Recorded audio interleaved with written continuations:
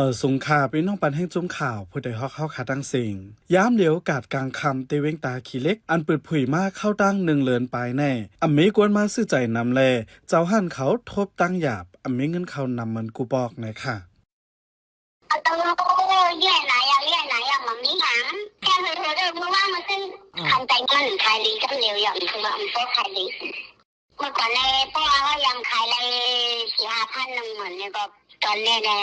ก็ขายเลย1,000-2,000ก็ดีใจนะเปิดจ้างเก้ากุ้งก็เจว่าสองไก่กลางเบี้ยใน5เนี่ยก็ไก่ก็ตั้งไก่ได้เลยก็เจว่ามันต่อตั้งมันได้ตั้งหรือต้องกว่าก็ใครกว่าเดี๋ยวในอันขายกุ่นย่อยกุ่นสั่งเต็มตั้งกินตั้งยำเสียงข้าวซอยอ่อนเนี่ย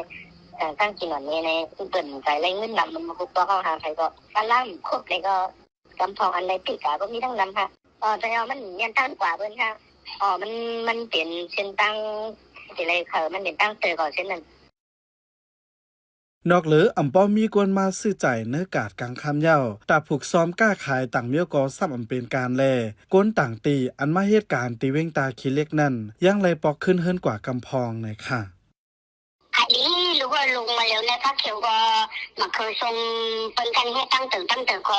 ก็เลยขายน้ำนุ่น4-5 วันซะกาปุ๋ยกาน้ำกับไรอยู่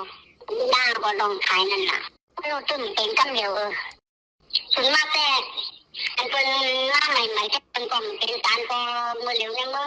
อหลีก็คนก็มือขึ้นความเห็นนี่มันก็มีพวกเราแต่ที่เรียกว่ามือเหลว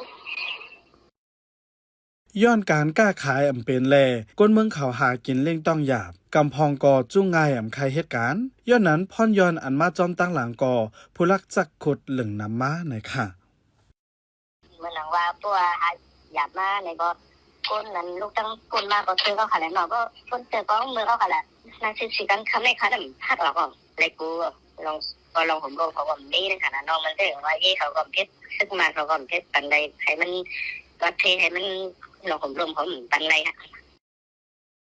ตอนดาเจ้าห้านตั้งขายเขากำพองเต้นังฮือการหากินเล่งต้องป้อได้สืบยังกว่าไรขึ้นเหมือนเก่านั่นมุงมองเฮอเจ้านาตีเขาไข่ลายปันตีก้าขายเฮอเป็นตีเก่าอำนั้นในป่างชายโยมาอันมีเนื้อกลางเว้งตาขี้เล็กนะคะ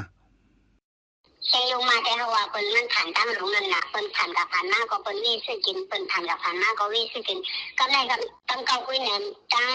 งท่าเสยงน่ะบุกบอกได้ต่อตั้งเปิ้นผ่านกับผ่านมาก็เปิ้นซื้อกินเรื่องมาเยอะแล้วลูกขวาลูกมันต้องมีมันตียางเขามาล่าเขาเป็นคนใช้ตัวเขากาดกลางค่ำอันเปิดเมื่อตีเว้งตาขี้เล็กแน่ห้องการฝ่ายพ่องงามแลห้องการฝ่ายเริ่มไหลอันอยู่เตอซึกมานโฮมห้อมกันเสปุดผุยม้าเมื่อวันที่12 เดือนเฟบรีปี2025มีห่านตั้งกิน4 ปากปลายเมื่อเตะเปิดผุยม้านั่นมีกวนมาเหล่ขึ้นควันอยู่เซตาไว้มีข่าวผู้ลักกวนโจรเหย้ากวนมาเหล่กาดก่อลงมาย้อนนั้นอยู่ดีเจ้าหันเขาเต้อ่อนกันมุงมองเฮอภูมิปุนพรเขาจัดการไข่ไล่ปันขึ้นกาดกลางคำให้จังก้างไงขายลีเหมือนกูบอกนะคะออกปันแห่งจุ้มข่าวผู้ใดฮอกและยินจมขอบใจอย่านำอยู่ค่ะยันสู่เฮอปีน้องเฮาอยู่ลิกัดเย็นหลอดเพเข็นกุลองเสกัมเขาเป็นขอนเจ๋งค่ะออกมาสงค่ะ